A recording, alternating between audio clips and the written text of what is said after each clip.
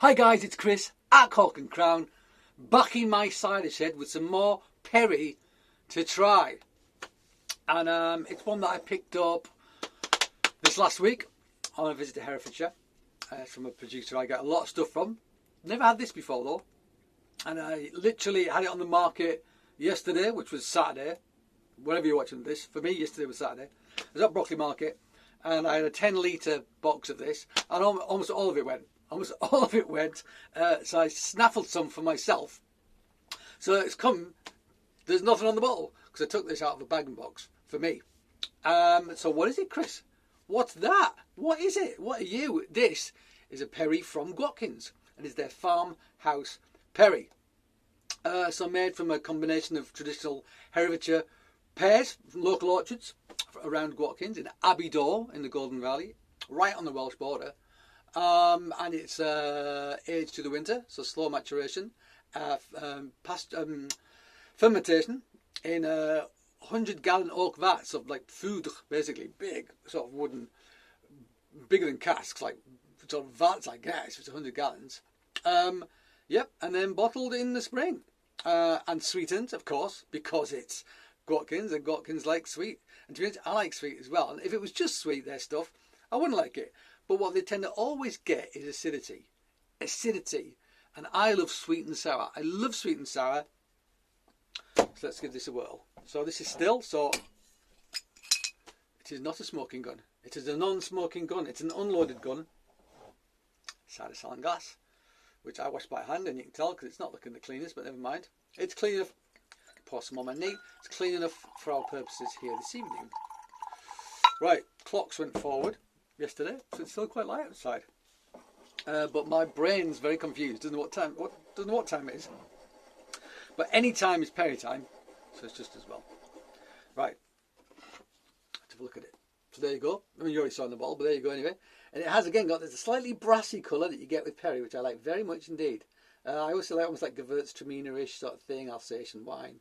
But yeah, slight pinkish grey, brassy colour. Yeah. It looks like a perry rather than a cider for sure. That's kind of seems to be the giveaway for me. Get it a lot with, I mean, flaky bark's a good example of that, I think. That flaky bark. Maybe you can't tell. Maybe it looks amber, but actually it has got a slight pinkish hue to it. That's the 2020. What about the 2017 batch? A bit like, yeah, that's closer actually. That's closer. Well, let's do one more just for look. Let's do Bridge Farm perry. There you go. Similar type of thing again. Similar sort of thing again.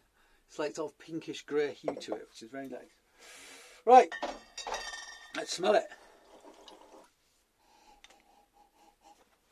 Acidity, absolutely front and centre. It smells like a traditional Somerset cider, or perry, or traditional cider, to do this from Herefordshire, not Somerset. You know what I mean. But there's rich sweet pear underneath that. But the first thing you notice is the acidity, absolutely. And some might say it smells a little acetic. Maybe it does, but actually I like that smell. I like the smell. I don't mind a little bit of that kind of acidity. Some people hate it, think it has no place in cider or perry. I happen to disagree. You know, if it's meant to be, I think what most people think is if it's meant to be there, great. If it's there by accident, then it's not great. With Gwatkins, they have acidity in almost everything they do. So for me, I think they're going for that acidity. So no problem with it at all. In fact, for me, it makes this stuff a lot more drinkable. Yeah, and there's like a creamy, sweet pear character underneath that as well.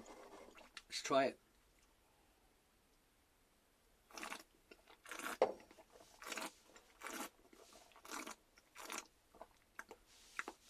Okay. Yeah.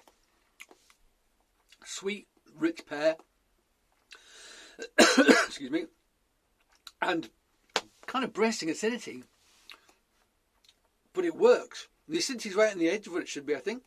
But I think with the sweetness, it works. It works. The sweet and sour thing, it absolutely works.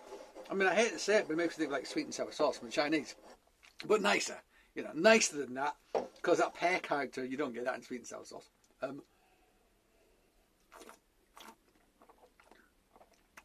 Yeah. I mean, for me, it's sweet, but it's sour as well. And they completely offset each other. They really do. I mean, if you don't like sweet stuff, you probably wouldn't like it. But that would go for any sweet stuff. But this is nothing like anything you would get commercially at all. That sort of acidity that you get in traditional ciders, be it more delicate or more kind of bracing like it is in this, you just don't get it in commercial ciders. And people are surprised by it. And lots of people were surprised by this when they tried it yesterday and said, I'll have a pint, you know. So obviously, it's like, it was a shock to them because it's something that they've maybe never experienced before. Or if they have, it was a long time ago, it's very rare. And it's just, yeah, I like this. I have to say I like this.